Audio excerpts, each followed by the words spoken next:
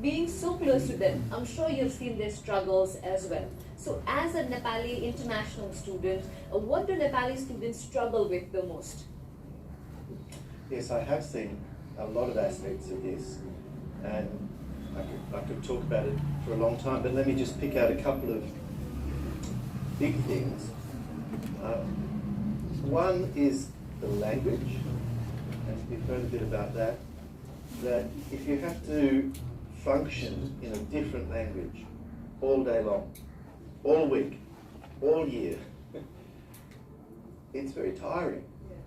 And it's not as easy to learn in a different language. So this is a challenge that students coming from a country like Nepal face that my own children don't face. But I think there's a bigger thing, and this is touching a little bit on what Dr. Shrestha was talking about.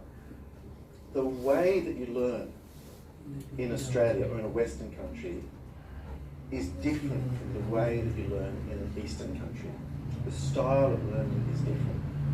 For example, I think maybe here in Nepal, the learning is a lot about learning information, memorizing information, being able to say what you've been taught, the teacher tells you, and then you tell it back to the teacher. Our education was like that a long time ago, but now it's changed in the West, and the style of education is much more, the student is more in charge of their education, and they are expected not just to learn information, but to learn how to make connections between things, how to ask questions about what they're learning. The teacher expects the students to question them.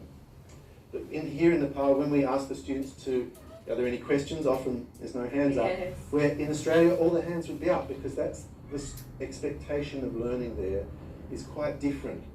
And the teacher is not the only source of information either. The student is expected to go and find information in other places and do research and put it together for themselves. These higher level skills that students coming from Nepal often don't realise that that's what is being expected.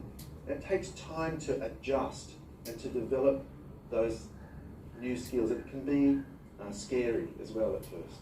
Thank you very much, Jonathan.